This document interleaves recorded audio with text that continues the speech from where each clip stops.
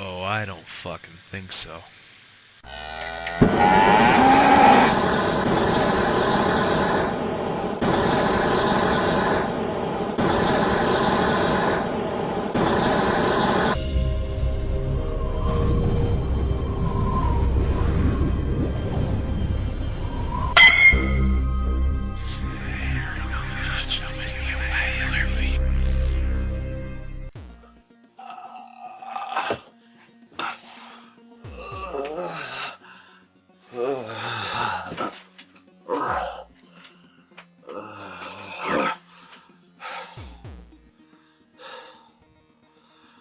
Welcome to Straight Up Reviews, where there's no bullshit beyond this thing.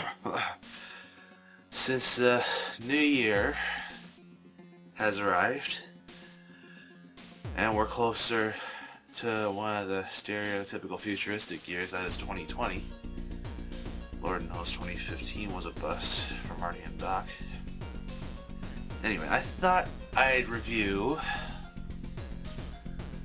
the third Mad Max movie, even though people are still in awe of another genre franchise that is great. But I haven't seen that one yet, so let's take a look.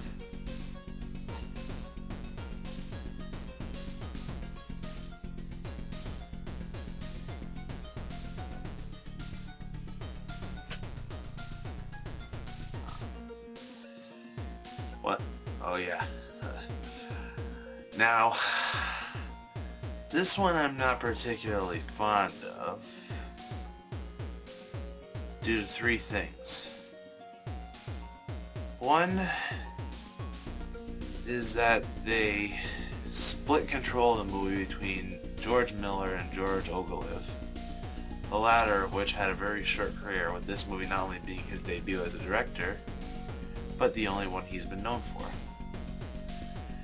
Now, I could be a little harsh from that, but this is the same movie WB made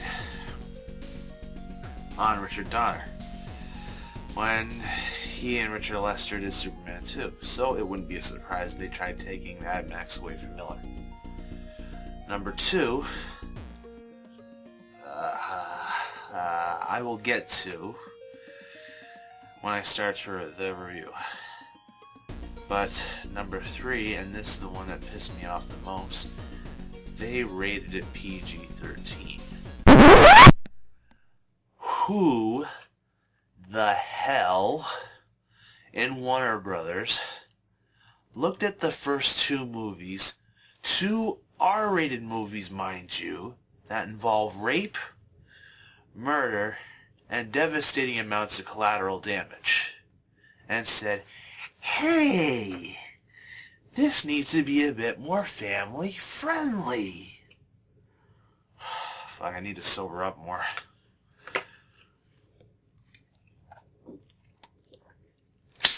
That's better.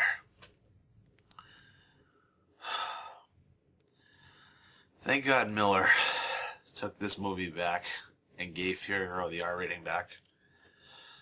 Let's get this over with before I decide to play Russian roulette with Defict.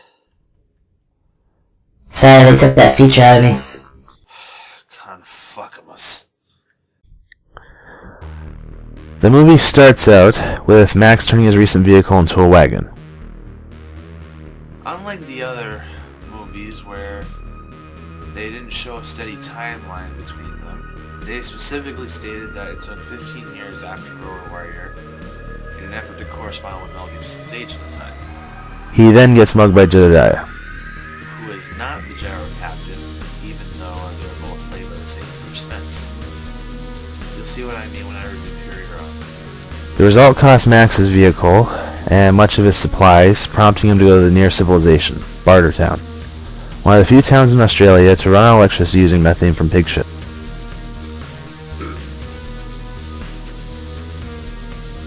There have been ongoing debates whether or not this is possible.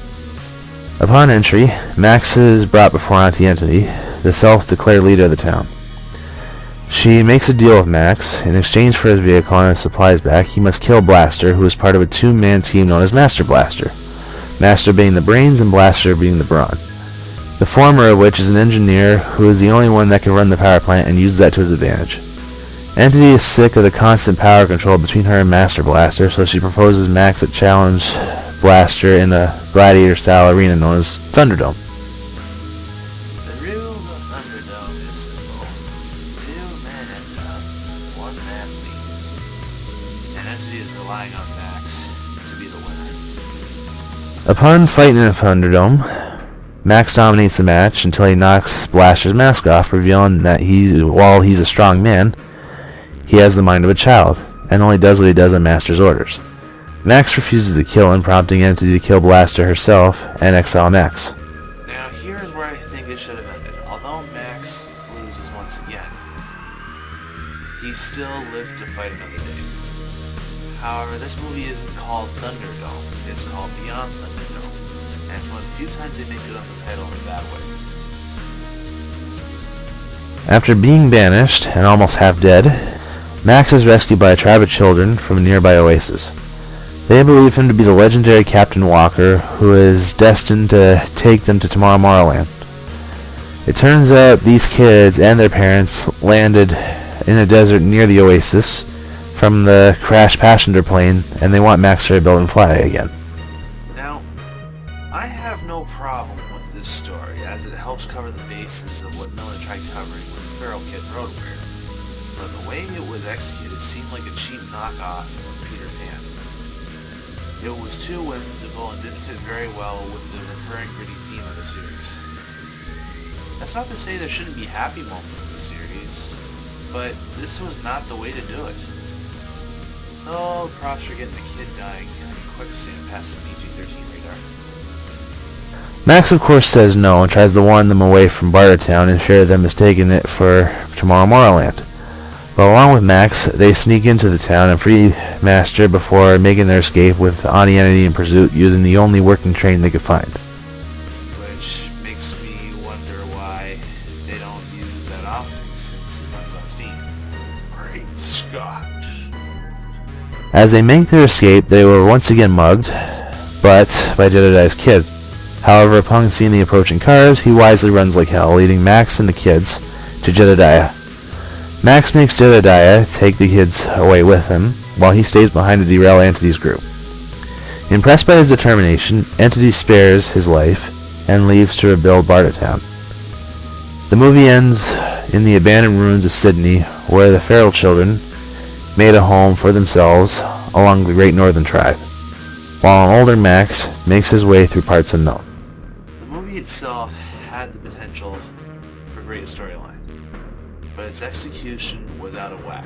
And that's the number 2 reason why I don't like it. But tune in next time and I will show you how Fury Road simply finally gets us beyond Thunderdome. As usual, debate, argue, and let me know what I miss. Stay tuned for more.